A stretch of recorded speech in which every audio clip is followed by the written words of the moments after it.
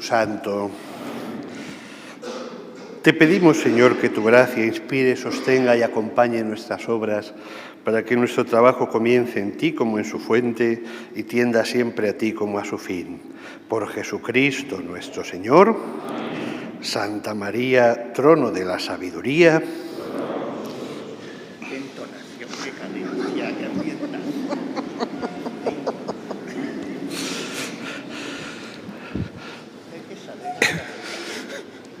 Hemos dejado para el final de la jornada un plato fuerte de estas 17ª jornadas de pensamiento católico, y es la presentación de la última biografía, probablemente sea no la última en sentido cronológico, sino la última en sentido insuperable, ¿no?, por la calidad de los testigos, de los autores y por la figura a la que se remite, que es ni más ni menos que nuestro querido y recordado cardenal Marcelo González Martín. Justamente buscando un momento para esta presentación, caímos en la cuenta de que hoy, 5 de marzo, se cumplían 63 años de su ordenación sacerdotal y 51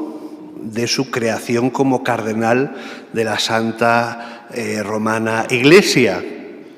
Y vimos que este gesto y este guiño de la providencia nos invitaba a aprovechar este momento precisamente para hacer esta presentación que llevábamos preparando algún tiempo, que pudiesen aprovechar ni más ni menos que aquellos que habían sido los objetos de sus mayores desvelos, que eran sus seminaristas, que iban a estar en esta jornada hoy.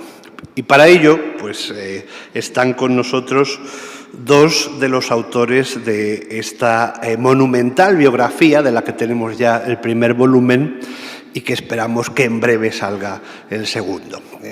Tenemos, por supuesto, al que fuera fidelísimo secretario del cardenal González Martín, don Santiago Calvo Valencia, que ha sido testigo de todos los avatares de esa dilatada carrera episcopal de don Marcelo, desde sus años más jóvenes como sacerdote en Valladolid y hasta los últimos días, acompañándole y transmitiéndonos a todos el espíritu de aquel que reformó esta casa y alentó a la Iglesia en Toledo de una forma definitiva. Y también otro de los autores, Monseñor Alberto José González Chávez, que fue el primer biógrafo de don Marcelo y ahora también el último, ¿no? La primera de las biografías de don Marcelo salió de su pluma, y ahora es también redactor de esta biografía definitiva. Doctor en Teología Espiritual y, por supuesto, sacerdote del Presbiterio de Toledo. Como no quiero quitarles el tiempo escaso que tienen para presentar muchísimas cosas, cedo la palabra inmediatamente a Monseñor González Chávez, para que nos ilustre sobre la necesidad, creo que ya por todos percibida, de adquirir este volumen y de leerlo en profundidad. Muchas gracias. Muchísimas gracias, don Carlos. Ilustrísimo doctor don Carlos. Usted tiene todos los tratamientos, se ve que es de casa. Y gracias a todos de antemano por su atención. Aquí pasa como en Caná, que el vino nuevo se reserva para el final, que es cuando hablará don Santiago, que es el protagonista, el culpable de esta empresa que don Carlos acaba de calificar, creo que sin pleonasmo, como de monumental. Y yo quiero empezar, si me permiten, la coloquial, entrañable, afectiva evocación personal con 3 puntos, un esquema tripartito que creo que está muy de moda últimamente. Entonces, yo me he criado levíticamente entre estos muros y soy del presbiterio de esta archidiócesis, pero aquí subido en este estrado he estado muy pocas veces. gracias a Dios, porque se disfruta más abajo, sobre todo en mi tiempo, cuando el estar abajo suponía asistir a múltiples actos académicos de mucha altura, en los cuales lo más esperado no era la docta exposición del ponente, sino era el florón con que lo concluía el señor cardenal, teniendo un discurso de circunstancias improvisado al final, que duraba 5 o 10 minutos, pero que le daba 15 y raya al mejor de los filósofos, antropólogos o teólogos que hubieran disertado. Bueno, pues por eso yo me alegraba mucho de estar abajo. Y a lo mejor durante la conferencia había aprovechado para tomar nota de alguna cosita, pero cuando hablaba el cardenal atendía indefectiblemente. Y recuerdo, como digo, 3 momentos, 3 puntos en los que yo estuve aquí arriba. Primero, el día de la Inmaculada del año 92, en que representamos la venganza de don Mendo, y yo encarnaba a don Nuno, su padre, y al final, y tenemos las fotos, subió el señor cardenal ante la mirada siempre complacida de su hermana Angelita, y entonces concedió el día de asueto, y todo era muy entrañable. Al año siguiente, segundo punto, segundo recuerdo, también Día de la Inmaculada, en este caso del 93, yo era ya minorista, que se decía antes, ahora eso no existe, porque también las señoras leen las lecturas. Entonces, yo había recibido las órdenes menores y volvíamos a representar una obra muy interesante de Calvo Sotelo, El proceso del arzobispo Carranza, cuando don Marcelo estaba empeñado en traer los restos del arzobispo, cosa que sucedió a los 3 días, el 11 de diciembre, y también volvió a subir aquí. Otro momento inolvidable. Y tercer momento en que subo yo aquí a este estrado, ya sin don Marcelo físico, pero con don Marcelo espiritual, cuando en el año sacerdotal 2010 me invitaron en una de estas jornadas más largas entonces a tener una disertación sobre el magisterio sacerdotal de don Marcelo, y por ahí corre. Últimamente lo he versionado y resumido un poco en una entrevista que me hicieron en las páginas de internet donde salen ahora todas las cosas. Y esos 3 momentos. Ahora me quiero referir a otros 3 puntos sobre don Santiago, porque a él va hoy, junto con don Marcelo, mi homenaje, mi gratitud, mi reconocimiento, no por este libro, por todo. Y es que cuando yo escribo la primera biografía de don Marcelo, tuvimos una conversación con algún pequeñísimo, levísimo desencuentro, en fin, diversidad de pareceres, y nos quedamos los dos un poco así. Respuesta de don Santiago. Al día siguiente me llama porque se acababa de abrir la testamentaría de don Marcelo para decirme: te vas a Roma a estudiar, pero quiero tener un encuentro antes contigo porque te ha dejado una crucecita de plata que le regalamos, mi curso, grabada, el cardenal. En fin, una muestra de la bonomía, de la nobleza de corazón y de la fraternidad de don Santiago. Segundo momento, en esa conferencia del año 2010, 10 de marzo, con lo cual es casi el aniversario, y esto me emociona un poco evocarlo, vienen mis padres y al final de la conferencia participa don Santiago, hace una aportación magistral y termina diciéndome como un halago a mí, pues de la misma manera que alababan a nuestro Señor. Y le dijo: como ha venido su madre, yo le digo a usted, señora, que ¿por qué no parió usted en su día 4 como este? Y entonces yo le contesté: yo lo que digo, lo que usted ha dicho, lo refiero a don Marcelo. ¿Por qué los obispos no tendrán un secretario que sea la 4ª parte de lo que fue usted con don Marcelo? Segundo punto referido a don Santiago. Tercer punto, muchísimos, todos los momentos de encuentro, de conversación, de puesta en común, de confluencia de pareceres, de coordinación del trabajo, de proyección de la obra a propósito de este libro, porque don Santiago era la persona y es más autorizada, más informada, dotado como está de una memoria prodigiosa y, sin embargo, en muchas ocasiones yo he admirado en él y ello me ha edificado no poco la humildad de un doctrino a la hora de recibir también las indicaciones, sugerencias de los otros dos que formábamos un triunvirato, y ahora paso a hablar de esto. Un triunvirato sin el cual, modestamente, aunque yo sea el último, creo que esta obra no habría visto la luz. Don Santiago es el alma, es el recuerdo, es la experiencia, es la vida, es la historia, pero luego hay un archivo cuya llave también la tiene don Santiago, porque no se podría haber accedido a él sin el permiso de don Santiago, que es al único al que se lo concedió don Marcelo en su última voluntad, durante estos años inmediatos a su muerte.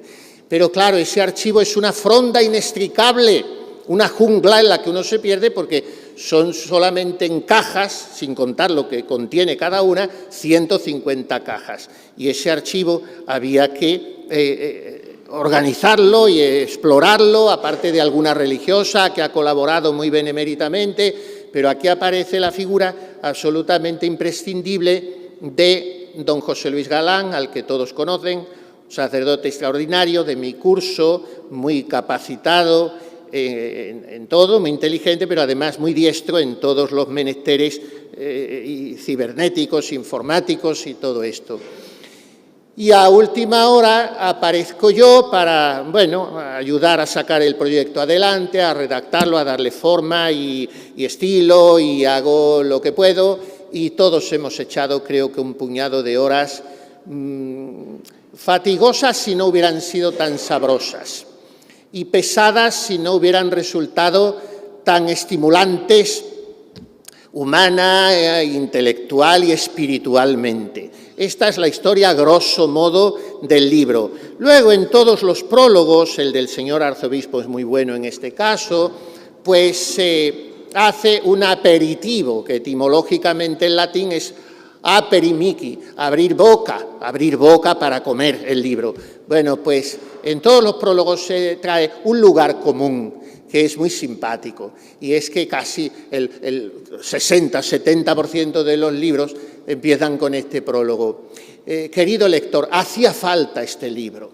Bueno, pues en este caso sí creo que es verdad que hacía falta este libro, no solo por rellenar una laguna, una deuda con la historia, sino por enmendar lo que no siempre eran apreciaciones o versiones exactas de esa misma historia, que es la entera historia de la Iglesia en el siglo XX en España y en general, porque claro, tengamos presente que hay una posguerra, una doble posguerra de España y de Europa, y que hay después un concilio y un posconcilio, y un Franco y un posfranco, y todas esas cosas. Y todo eso es la biografía. Entonces, significativas características que hacen más atractiva esta obra. Primero, toda la parte, que esta es, claro, personalísima, de la autoría de don Santiago, y se descubre enseguida pues su tono pues casi de ternura, iba a decir, claro, todos los primeros años del señor cardenal, porque nuestra patria es nuestra infancia, y a una persona no se la conoce sin conocer su familia y sus raíces y su escenario de niño y su formación en la primera adolescencia y juventud. Bueno, todas esas épocas de don Marcelo eran bastante inéditas. Las ha desenterrado, lo cual tiene mucho más mérito, no tanto de los documentos, sino de su memoria preciosa y de su vivencia, don Santiago, y las ha expuesto con mucha galanura. Por eso quizá sea la parte del libro que se lee mejor, porque luego se entra más en lo documental y en lo, entre comillas, científico, porque el libro, de propósito, no hemos querido dotarlo de un aparato crítico que hubiera sido plúmbeo y, por lo tanto, asfixiante, porque en cada página hubiera habido más notas abajo que texto arriba, puesto que son tantos y tantos y tantos los documentos que se invocan, pero de todos los cuales se puede responder. Bueno, pues esa primera parte es muy sugerente, muy simpática, muy sabrosa, los primeros años de don Marcelo.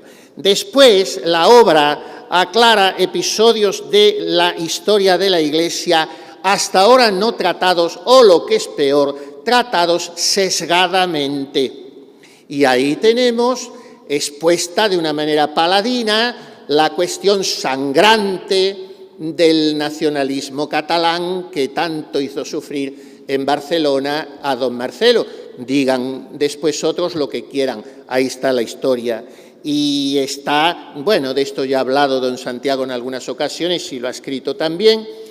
Conviene citar a este propósito una obra muy interesante que salió unos meses antes de esta nuestra y que muchos de ustedes seguramente habrán leído ya también. Es una tesis espléndidamente confeccionada, con método, pero con una exposición muy agradable de don Gonzalo Pérez Boquerini, sacerdote de la diócesis de Getafe, con un título, pues, tan sugestivo como el alma católica de España en don Marcelo. Por tanto, aparecen ya algunos de estos temas.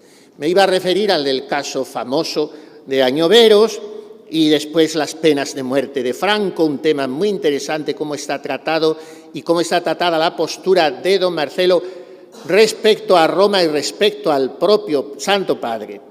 Y la figura absolutamente reivindicable por martirial en su momento del gran obispo Guerra Campos, y después aparecen en el libro muchas cuestiones eclesiales en que don Marcelo influyó decisivamente. La venida del Papa a España, no digo solo a Toledo, digo a España, porque ya se lo pidió él en el año 79, la beatificación del hermano Rafael fue en buena medida culpa de don Marcelo. Y después en el libro, esto es muy interesante, claro, toda biografía mastodóntica al final es una enciclopedia de muchas vidas que se entrecruzan. Y por tanto aquí aparecen, no diré saludos ocasionales o apariciones más o menos rápidas, sino verdaderas semblanzas a veces de personas muy significadas y muy decisivas para la historia de la Iglesia. Hablemos, por supuesto, de los papas Pablo VI y Juan Pablo II. Hablemos también, mucho más concomitantemente, pero en fin, del cardenal Ratzinger. Hablemos de los hombres de Roma entonces, con su diversa coloratura.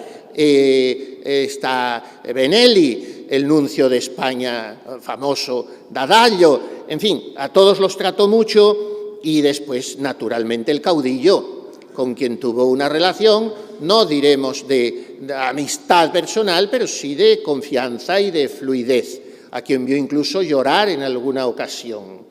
Y después los reyes, entonces príncipes, después como reyes de España, y, en fin, santos.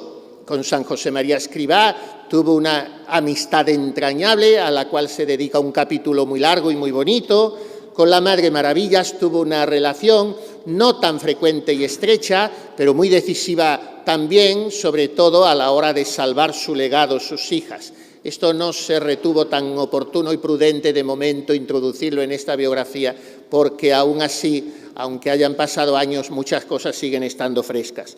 Con los padres grandes teólogos que tanto vimos en este seminario, jesuitas, padre Pozo, padre Mendizábal, con el padre Arrupe, con José María García La Higuera, en fin. En la obra aparecen muchos documentos inéditos, muchas cartas, informes interesantísimos, por eso creo que es todavía más interesante el segundo volumen que el primero, informes muy interesantes, muy reservados, muy certeros, muy como era don Marcelo, más claro que la sopa de un asilo, informes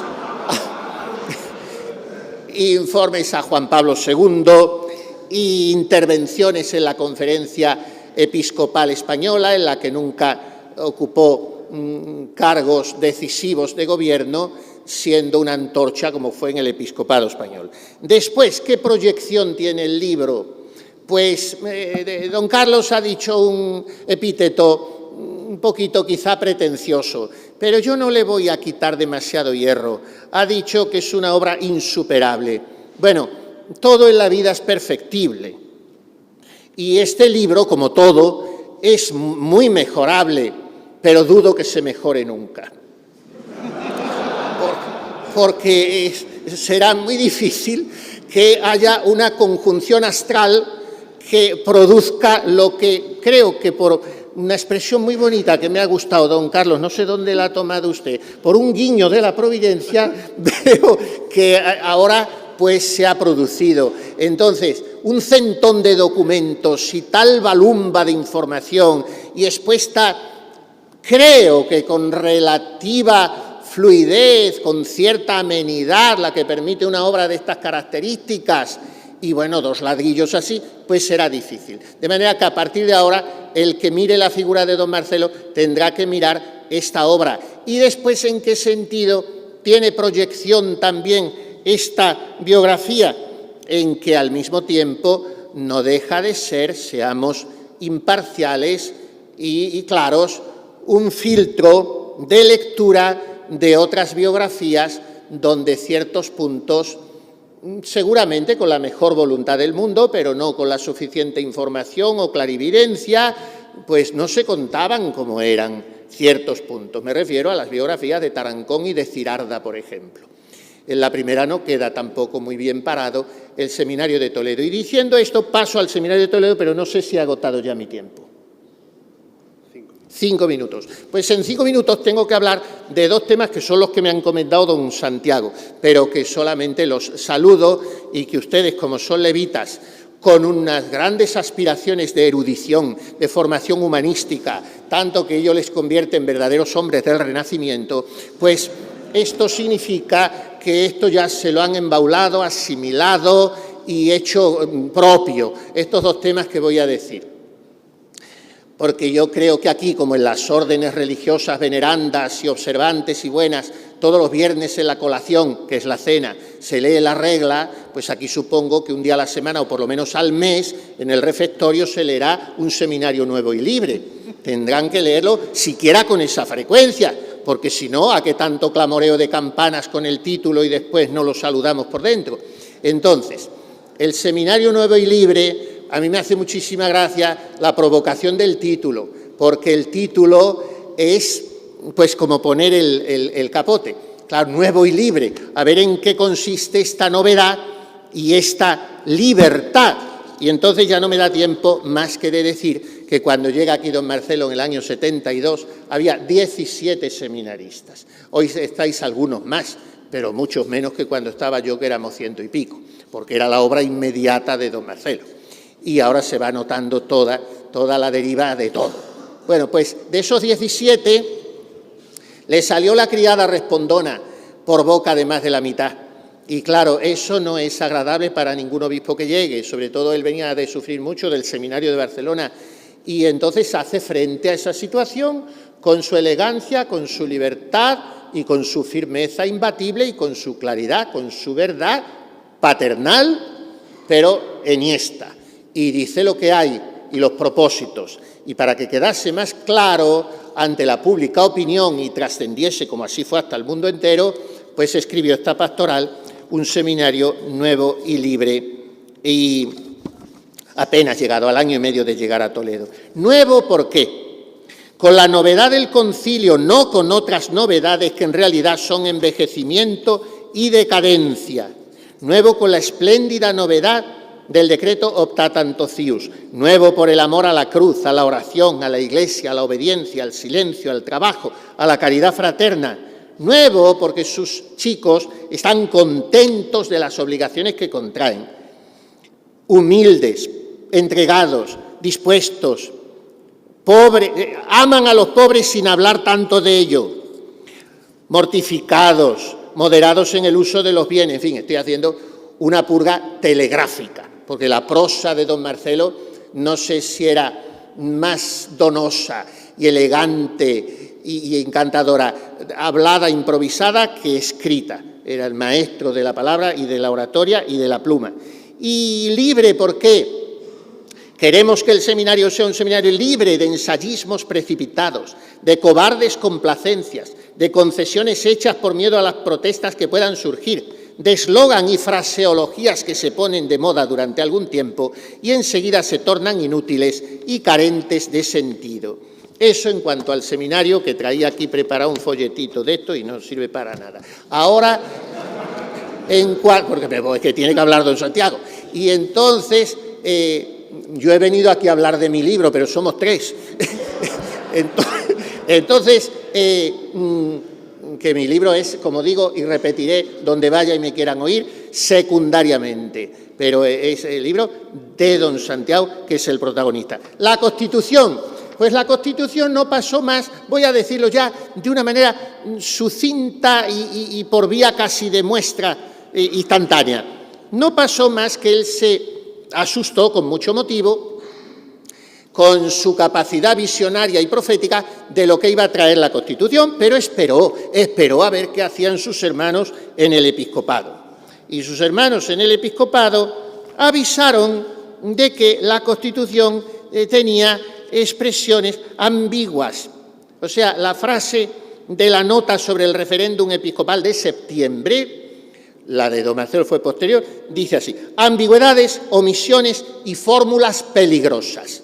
Los fieles, no solo fieles, sacerdotes y obispos de otras diócesis, feligreses de la suya, mucha gente de España, empiezan a preguntar al primado, al que Pablo VI había dicho en Roma, actúe como primado defendiendo la fe. Da igual que sea usted presidente de la conferencia o que sea el achichincle que lleva allí la maleta, pero usted es el primado. Entonces, actúe como primado defendiendo la fe.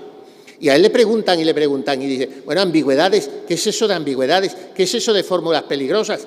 Y los obispos dicen, bueno, vamos a ver cómo se sustancia, cómo se traduce y según las leyes que se vayan emanando al socaire de la Constitución, iremos actuando. Y don Marcelo dice, eso no me vale, eso será llegar tarde y pedirnos los fieles cuentas a nosotros de haber sido perros mudos. No lo dice así, pero en sustancia. Entonces, emana esta Constitución que muchos años después aclarará que la habían escrito a la limón entre el gran Guerra Campos, la mejor cabeza del episcopado español, me dijo, y lo dijo en muchos sitios, pero yo se lo oí don Marcelo muchas veces, Guerra Campos.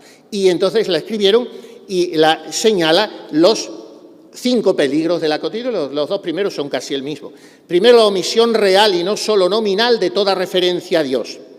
Segundo, la falta de referencia a los principios supremos de la ley natural o divina, con las repercusiones morales que eso traería, como se ha visto, convirtiéndose en salvoconducto para agresiones legalizadas contra derechos inalienables del hombre.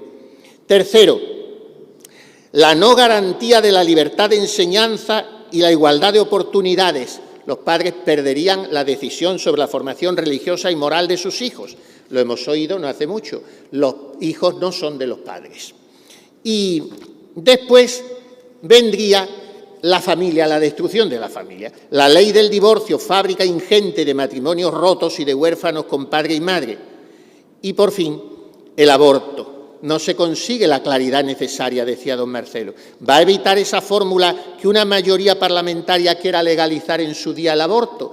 Quiso añadir un 6º punto, sobre esto el que lo sabe todo es don Santiago, no lo hizo por parecerle que quizá lo tomaran como revanchismo a lo mucho que había sufrido en Barcelona, un 6º punto sobre el peligro de las nacionalidades como aparecían ya en la Constitución. Y entonces dice que sí, que hay que votar en conciencia, termina la pastoral, de acuerdo, pero esa conciencia tiene que estar rectamente formada. Y yo como pastor lo que hago es ayudar a que mis diocesanos y quien me lo pregunte, como primado de España que soy, formar esa conciencia. La balumba de calumnias, de ataques desde la prensa, que cuando tiene que atacar a la Iglesia en un obispo o en un cura o en un grupo de curas siempre es orquestada, pues la orquestación de la prensa contra él fue inmisericordia, su postura, como siempre un señor en toda la extensión de la palabra, el silencio y, como decía muchas veces, que me lo repite don Santiago, currant aquae, que corran las aguas. Y siguió en Toledo haciendo su labor innegable, de la cual todavía al cabo de medio siglo el fruto son ustedes. Muchas gracias.